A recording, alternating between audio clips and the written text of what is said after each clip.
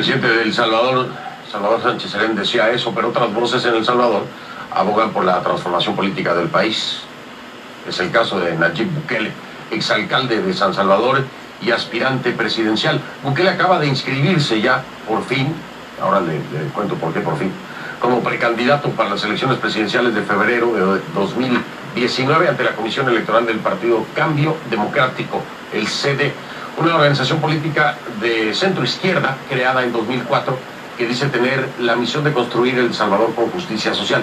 Actualmente solo cuenta con un diputado en la Asamblea Legislativa. Bukele es, sin embargo, un viejo conocido de la política salvadoreña. También fue alcalde del municipio de Nuevo Cuscatlán y fundó su propio partido, Nuevas Ideas.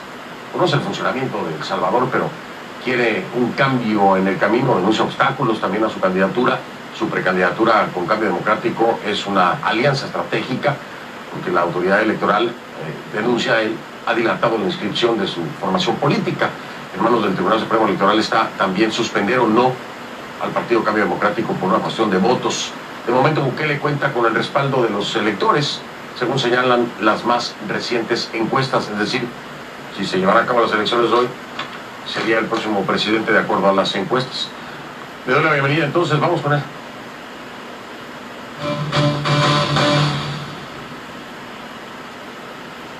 Me acompaña Nayib Bukele desde nuestros estudios en Washington. Nayib, buenas noches, bienvenido. Buenas noches, Fernando, un saludo. Un gusto volver a verte y un saludo a todos los amigos que nos ven a través de CNN en todo Estados Unidos y en toda Latinoamérica. Gracias, Nayib, igualmente un gusto saludarte.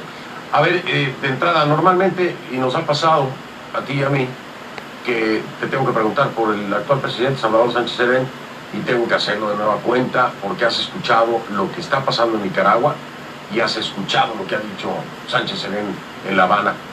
¿Qué opinión te merece y cómo te sientes? Primero, como político, ¿no? Como un político de oposición ahora, político de oposición en El Salvador, pero también como un ser humano, Nayib. ¿Qué opinas acerca de lo que dijo Sánchez Serén? Bueno, pues la verdad yo creo que estamos presenciando, Fernando, y no solo las palabras del presidente Sánchez Serén, sino que si tú ves los aplausos, la casi ovación que recibió cuando dijo eso, que para el 95% de la gente que lo está oyendo pudiera parecer aberrante, pero para la gente que estaba en ese foro aparentemente parecía como que estaba diciendo algo novedoso, algo excelente. Creo que lo que estamos presenciando es el desaparecimiento de las ideologías que se crearon con la Revolución Francesa y que, bueno, duraron durante todo el siglo, casi todo el siglo XIX, duraron durante todo el siglo XX, pero ya ahora, para el año 2018, ya perdieron total vigencia y lo estás viendo ahí, cuando ideologías que se determinaban como revolucionarias, contradictatoriales, etcétera, ahora resulta que están apoyando dictadores reaccionarios que lo que están haciendo es suprimiendo a su pueblo, y eso es una cosa que no tiene duda. Es decir, hay una cosa que se llama opinión y otra cosa se llama información, que son los hechos, y los hechos en Nicaragua son avasalladores. Tenés, bueno, en algunas cuentas 300 muertos, 350 muertos, en las cuentas más escépticas hablan de 250 muertos. Yo creo que si estuviéramos arriba de 5 sería inaceptable, ya no se diga cientos.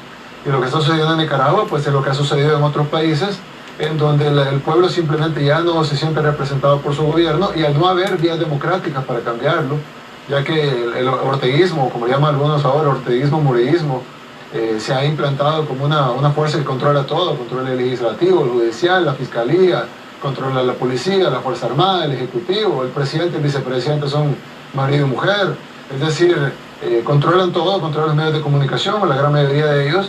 Entonces, pues la gente no le queda otra más que salir a las calles a protestar, en su mayoría mayoritariamente pacífica, pero han sido reprimidos con una brutalidad como si se tratara de una invasión de soldados, cuando la gente, tú la has visto en las calles, muchos son ancianos, otros son estudiantes, otros se han refugiado en la universidad incluso, y los soldados han entrado a la fuerza. Entonces lo que está pasando en Nicaragua, pues hace 30, 40 años, yo estoy seguro que el presidente Sánchez Serén lo hubiera condenado, hubiera dicho que era increíble lo que estaba haciendo Somoza, ¿verdad? Pero ahora que es Ortega, pues se le aplaude, porque simple y sencillamente él tiene una etiqueta que se la puede considerar de izquierda, pero realmente ya no vale nada, porque simple y sencillamente se está comportando igual como se comportó Somoza en el siglo pasado. No hay ninguna diferencia, la única diferencia es de que ahora pues hay más medios de comunicación, hay redes sociales, y es más difícil tratar de callar un levantamiento popular a la fuerza. Yo sinceramente no veo una salida para el actual presidente Ortega más que una elección anticipada o una dimisión o simplemente mantener la crisis durante años en su país, pero el costo va a ser no solo en vidas humanas, sino en todo sentido, social, turístico, económico. El costo va a ser altísimo, es decir, Nicaragua no soportaría muchos meses más así, mucho menos años. Nayib, a mí siempre me sorprende cuando hablo contigo, para nuestra audiencia también, y yo voy a, y sabes que soy muy directo porque me conoces, yo voy a decirlo, estoy escuchando a Nayib Bukele. El origen de Nayib Bukele en términos políticos, de alguna u otra forma, viene del partido del gobierno, ¿no? Del Frente Farabundo Martí para la Liberación Nacional. Ahí estuviste, fuiste parte de esta mentalidad que hoy, de esta mentalidad, lo digo porque la encabeza el presidente Salvador Sánchez Serén, que hoy está apoyando al gobierno de Daniel Ortega. Este cambio de mentalidad, Nayib, fue el que te hizo salir del Frente Farabundo Martí para la Liberación Nacional y alejarte precisamente de este aparato encabezado, bueno, pues por el mismo presidente Serén, ¿no? Sí, voy a precisar una cosa, perdón, si me permitís. Obviamente una evolución en su pensar es imposible que uno se mantenga estático, es decir, es lo contrario a la revolución, es decir, obviamente uno tiene que mantenerse en una dinámica de cambiar el pensamiento en evolución. Pero más que eso, yo creo que los que cambió de pensar no somos la gente que nos hemos ido. De hecho, como tú mencionaste, nuestro movimiento Nuevas Ideas tiene el apoyo de la gran mayoría de la población, y eso no lo digo yo, lo dicen todas las encuestas de opinión, todas de las universidades más prestigiosas del país, la Gallup, y todos, que tú escoges al gusto, las de derecha, las de izquierda, todas dicen que tenemos el mayor apoyo en El Salvador. Es decir, el que ha cambiado es la mentalidad de las personas que se autodenominaban revolucionarias en el siglo pasado, pero ahora están haciendo todo lo contrario. Te pongo el ejemplo de Ortega. Yo te apuesto que si volviéramos al pasado y escucháramos a Ortega del pasado, que tampoco es un personaje que a mí nunca me gustó en lo personal, pero si escucháramos a Ortega del pasado, que luchaba contra Somoza, te apuesto que hubiera dicho que vivan los estudiantes, vivan los obreros, vivan los campesinos, viva el pueblo que se levante contra la dictadura, abajo contra la represión, entre más represión más lucha, el pueblo unido jamás será vencido, etc. Es decir, eso no debe cambiar. Yo siempre considero que todas esas cosas correctas. El punto es ahora quién representa al pueblo, quién representa a los campesinos, a los obreros, quién representa a los estudiantes. Pues nosotros vemos a los estudiantes en Nicaragua, vemos a los campesinos, vemos a los obreros y los vemos marchando en contra del gobierno. ¿Y quiénes son los que están reprimiendo? El gobierno. ¿Cuál es la respuesta que da el pueblo? A más represión, más lucha, el pueblo unido jamás será vencido. Entonces realmente, incluso si nos quisiéramos casar con ideologías obsoletas del pasado, porque creo que ya no aplican para el año en el que vivimos y mucho menos de aquí para adelante, pero incluso si quisiéramos retrotraernos al siglo XX, ellos están totalmente en un cambio de 180 grados con su discurso de juventud, cuando ellos iban a la vanguardia de esas marchas y ahora pues ellos son los que están dando la orden de reprimir esas marchas. Entonces al final de cuentas creo que el cambio de mentalidad, si bien sí hemos tenido digamos una evolución en el pensar de que las ideas del pasado deben de recordarse, ser parte de nuestra historia, pero debemos de empezar a ver las ideas del futuro y ver cómo llevamos a nuestro país y a nuestras sociedades adelante en una nueva realidad que vivimos que es muy diferente a la que vivimos en los 80, y no solo lo ves en Nicaragua, lo ves en Europa, lo ves aquí en Estados Unidos, lo ves en El Salvador, lo ves en prácticamente todos los países de Centroamérica y bueno, prácticamente todos los países del mundo, sino que no solo cambiamos eso, pero incluso si te quisieras mantener las ideologías arcaicas y obsoletas del pasado, ellos están totalmente en contra de lo que ellos mismos siempre predicaron y estoy seguro que hace 40 años ellos hubieran estado en las marchas criticando al gobierno por la represión y ahora están aplaudiendo al gobierno por la represión simple y sencillamente porque uno de sus amigos está como presidente de ese país, pero no veo la diferencia de lo que hace Ortega de lo que hacía Somoza.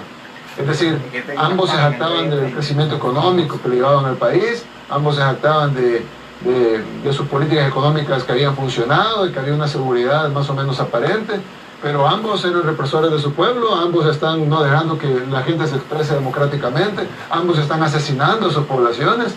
Entonces, al final no veo diferencia entre Somoza y Ortega. Por eso que incluso, aunque quisiéramos retrotraernos a las ideologías obsoletas del pasado, que para mí deberíamos dejarlas atrás como un caso de estudio, pero ya deberíamos de empezar a pensar en las nuevas formas de gobierno que necesita los nuevos tiempos, pero aún, yéndonos al pasado, están ellos en total contradicción.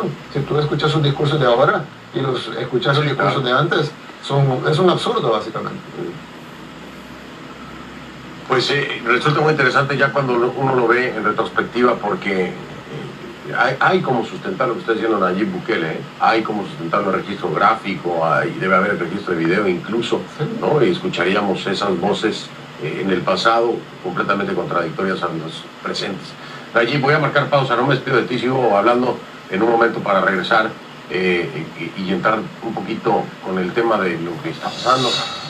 Bueno, primero también preguntarte, lo dejo en la mesa y me respondes de regreso. A Nayib Bukele, que ya precandidato, ¿no? Vamos a decirlo, del CD, ¿no le tiembla la mano para decir quién o qué país es una dictadura en ese momento en Latinoamérica? ¿No le tiembla la mano? ¿Me dice cuál es o todavía no hay dictaduras? Tú me dices después de la pausa. Nayib Bukele desde nuestros estudios en Washington. Ya regreso. Regreso y le hacía la pregunta a Nayib Bukele antes de ir a la pausa, ya precandidato del CD en El Salvador. Oye, ¿te tiembla la mano para decidir o definir si hay dictaduras y cuáles son en Latinoamérica o no? No, por supuesto que no, al contrario. De hecho, creo que hay un punto muy importante que tocar ahí, Fernando, y es de que generalmente nos gusta señalar a nuestros dictadores menos simpáticos, pero nos gusta defender a nuestros dictadores favoritos. Y eso pasa con los que se autodenominan. Yo digo se autodenominan porque siento que esto de derecha e izquierda quedó en el siglo pasado, y si tú le preguntas a cualquier millennial, ya no se diga alguien de generación Z, pues no se va a identificar ni como derecha ni como izquierda, porque simplemente ya no significa nada esas definiciones para ellos. Pero incluso si quisiéramos determinarlo como se determinan todavía los baby boomers o la generación X, algunos de la generación X, bueno, si el dictador es de derecha, pues es bueno, y si el dictador es de izquierda, pues es malo, y de igual manera al revés, si el de izquierda es bueno y si el de derecha es malo. Yo creo que en Latinoamérica tenemos varias dictaduras, tenemos ahorita la que está gestando en Nicaragua, que probablemente llegó democráticamente, pero ahora la represión que está haciendo ya no es democrática, es decir, tal vez llegó democráticamente, no sé, no se puede dudar que la primera vez que ganó debe haber ganado de una manera democrática porque no estaba en el poder, pero ya ahora ya se convirtió en una dictadura, desde el momento que no permite libertad de expresión, libertad de reunión, libertad de su población, etcétera. Son derechos democráticos, derechos humanos, derechos fundamentales que se están violando, se vuelve una dictadura. Caso de Honduras, hay gente que dice no, Honduras no, porque Honduras es de derecha, pero Honduras es una dictadura, tanto que se impuso en una reelección ilegítima y luego perdió la reelección contra Salvador Narrala y luego hizo fraude en la elección, un apagón, y luego salió, estaba 5 puntos abajo, después de un apagón estuvo 5 puntos arriba. Eso es imponerse ante la voluntad popular, y eso es una dictadura. O sea, autodenomina ser de derecha o de izquierda, es irrelevante. Además, ahí también murieron decenas de personas en manifestaciones reprimidas por el gobierno dictatorial de Honduras.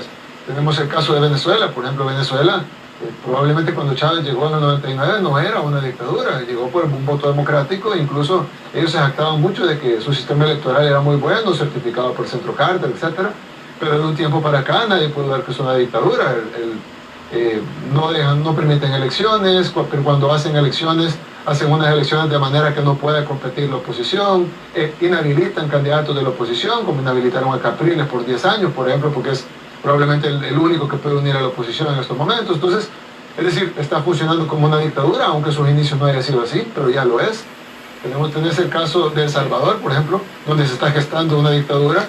No parecería, pero se está gestando una dictadura donde no se permite constituir partidos, como el caso nuestro. Se nos pidieron 50.000 firmas, llevamos 200.000, de las cuales el tribunal validó 176.000, y hoy por hoy no tenemos un partido político, a pesar de haber cumplido con todos los requisitos.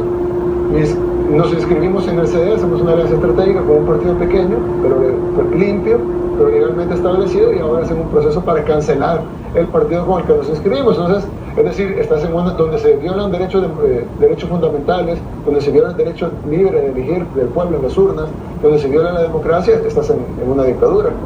Y tenés ejemplos que probablemente a algunos de tus televidentes no les va a gustar, pero es la verdad. Por ejemplo, el caso de Brasil. En Brasil tenés, Dilma Rousseff fue quitada, yo no estoy defendiéndola a ella, pero luego asumió un presidente que nadie eligió, y luego ahora pues el presidente que, no lo estoy defendiendo tampoco, pero el presidente que las encuestas dicen que es número 1 está en la cárcel y no permiten elegir. Al final de cuentas, es decir, sin defender a Lula, sin defender a Dilma Rousseff, sin defender a nadie, lo que tú estás viendo es que se gestan diferentes tipos de dictaduras con diferentes sistemas. Ya no son las dictaduras militares de los años 60 o 70 de Latinoamérica, pero son un nuevo tipo de dictaduras, como la que tenés en Honduras, como la que tenés en Nicaragua, como la que tenés en Venezuela, como la que tenés en Brasil, y como la que se está gestando en El Salvador, en donde simplemente no se le permite al pueblo expresarse libremente y elegir a sus líderes y autoridades democráticamente en las urnas, como todos los demócratas debemos de defender, independientemente si nos gusta o no el resultado de esas elecciones. Si somos demócratas, debemos de defender la democracia. Entiendo y estoy muy en línea con tu pensamiento. El tema de la democracia no es de la derecha ni es de la izquierda. El tema de la democracia es de todos, ¿no? Y hay dictaduras de derecha y dictaduras de izquierda. Oye, me están diciendo que me queda un minuto, pero quiero preguntarte rápido, Nayib. Todavía, aunque eres ya precandidato, tienes la alianza estratégica con el CD, todavía corre el riesgo de que no puedas correr como candidato a la presidencia en caso de ganar las internas, que parece que no hay nadie más.